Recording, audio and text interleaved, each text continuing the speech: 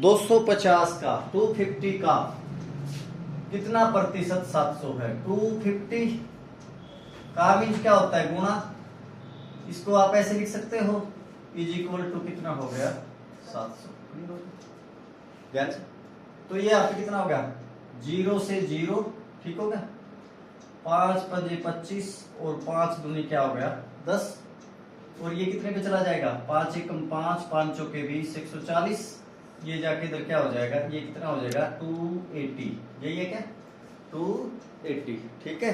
280 आ गया समझ में? देखो बच्चों, तब्बू की 2016 में जो मंथली इनकम है वो कितनी है? 18,000 रुपये।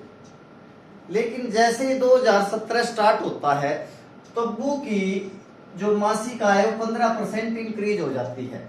15% क्या होता है? 3/20, यानी कि 20 पे 3 बढ़ गई, ठीक है ना।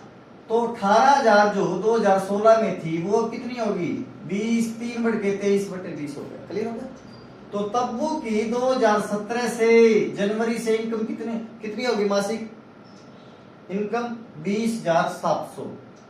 लेकिन जो तब्बू क्या करती है 2017 में, जो उसकी ईयरली इनकम है, साल की जो इनकम है, उसका 30% क्या होता है? अपना ऋण चुकाने में।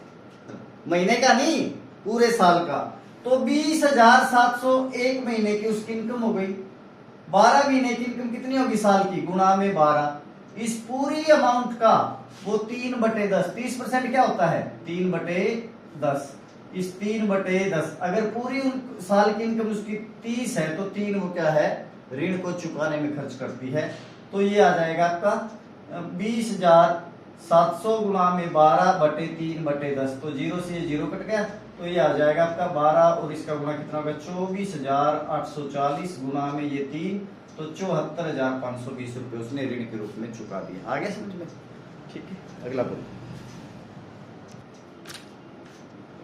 किसी व्यक्ति की 2024 में मंथली जो इनकम है वो कितनी है? 25,000 रुपए। और 2025 में उसकी 20% इंक्रीज हो जाती है, यानी कि 1/5, यानी कि 5 पे 1। तो 2025 में जनवरी से उसकी स्टार्ट कितनी हो गई? 25,000 गुणा में 6/5, 30,000 रुपए पर महीने हो गई। लेकिन साल का कितना हो गया? गुणा में 12। और इस पूरा जो साल का इनकम है इसका 35% वो अपना डेट, अपने ऋण को चुकाने में खर्च कर देता है। तो ऋण को चुकाने में उसने कितना कर दिया? 30,000 गुणा में 12 गुणा में 35/100, 2 0 से 2 0 कट गया, तो 300 और 12 गुणा 35 कितना हो गया? 420। तो 1,26,000 रुपए उसने अपने ऋण को चुकाने में क्या कर दिया? खर्च कर दिया। आगे भी समझ में? नेक्स्ट बोलो। देखो बच्चों, क्वेश्चन ये कहा कि किसी कक्षा के 20% जो छात्र हैं वो 10 वर्ष से कम उम्र के हैं, ठीक हो गया। यानी कि 20% छात्र जो है कक्षा के वो 10 वर्ष से कम उम्र के हैं। क्लियर होगा?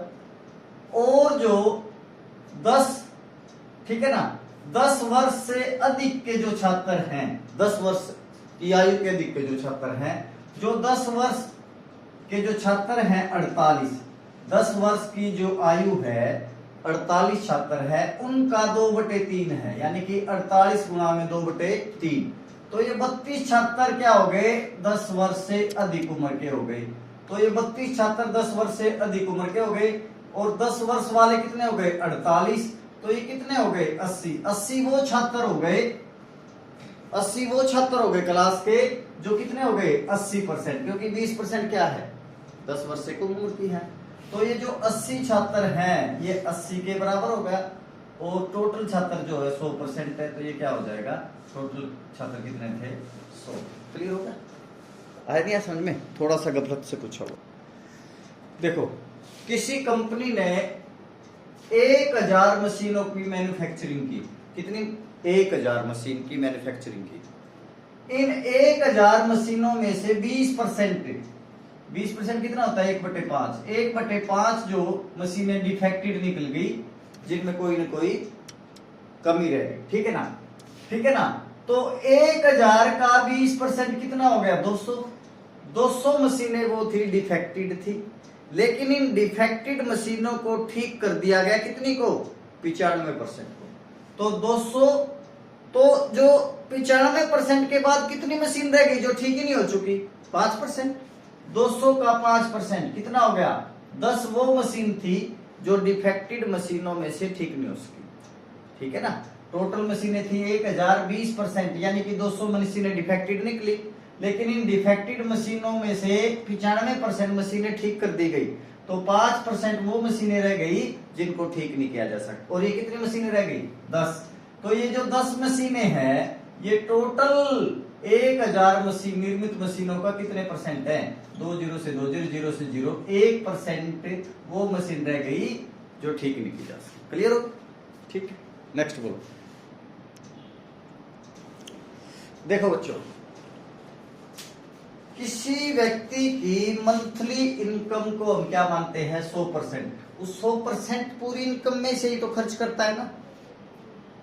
तो उसने जो डोमेस्टिक एक्सपेंडिचर है उसका 10%, बुक्स पे उसने खर्चा किया 20%, और जो कपड़ों पे उसने खर्चा किया 25%। यानी कि जो उसकी 100% टोटल इनकम है, उसने 10% की 20% और 25% खर्च कर दिया। तो ये टोटल खर्च कितना कर दिया उसने, 55%। 55% कर दिया ना। तो 55% में से उसकी बचत कितनी रहेगी, 100% माइनस का 55%। तो ये जो बचत है 45% किसके बराबर आएगी, 16,083 के। तो टोटल इनकम कितनी है उसकी, 100%। तो 100 कर दो इधर, ठीक है ना। 5 नी में 43, 5 दूनी 10, यानी कितना गया ये, और यहाँ पे चला गया 9 एकम 9, 9 से 63, 9 72 और 9 से 63। तो ये आ गया आपका 1787 गुना में 20, तो 35,740 उसकी टोटल इनकम। क्लियर हो गया, ठीक है क्या। देखो बच्चों, अरविंद जो है, पहले अरविंद अपनी आय का 75% खर्च कर रहा है। टोटल इनकम क्या मानते हैं हम, 100, और इनकम किसके बराबर होती है, खर्च प्लस में बचत। यानी कि जो खर्च कर दिया, या तो हमने इनकम को पूरा खर्च कर देंगे फिर 0 बच जाएगा। अगर हमने 100 में से 75 क्या है खर्च कर दिया, तो बचत कितनी हो गई आपके पास, 25, 100 में से। लेकिन जब अरविंद की आय 20% बढ़ जाती है, तो 100 की बजाय कितनी हो गई, 120, और उसका खर्चा भी उसने अपना 10% बढ़ा दिया, यानी कि 75 का 10% कितना हो गया, 7.5। तो टोटल खर्चा बढ़ के उसका कितना हो गया, 82.5। जो खर्चा पहले 75 कर रहा था 100 में से, अब वो 10% बढ़ने के बाद कितना हो गया, 82.5। अब जो उसकी इनकम है 120, खर्चा उसका क्या है 82.5, तो उसकी बचत कितनी होगी, 37.5। पहले जो बचत थी 25 थी, अब कितनी होगी, 37.5। तो उसकी जो बचत बढ़ वृद्धि कितनी होगी, 12.5, लेकिन किस पे, 25 पे। तो 25 चौका 100, तो ये कितना आ जाएगा, 50% उसका बचत बढ़ जाएगा। क्लियर हो गया। देखो बच्चों, एक चुनाव में जो टोटल वोट पड़े, ठीक है, डाले गए, वो कितने हैं, 7500। तो हम जो टोटल वोट पड़े उसको 100% मान लेते हैं। 20% वोट क्या हो गए, इनवैलिड हो गए, यानी कि 20% क्या हो गया, 1/5, यानी कि जो 7500 में से 1/5 वोट इनवैलिड हो गए, तो 4/5 वो वोट रह गए जो वैलिड थे। ठीक है क्या, यानी कि 6000 वोट क्या थे, वैलिड थे। 80% जो वोट किसके बराबर हो गए, 6000 के।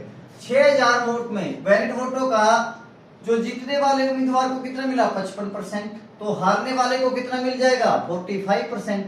तो जो हारने वाला उम्मीदवार है राजू, उसको 6000 का 4500% मिल गया, और 6000 का 4500 कितना होता है, 2700 वोट उसको हारने वाले को मिल गए। क्लियर हो गया। नेक्स्ट।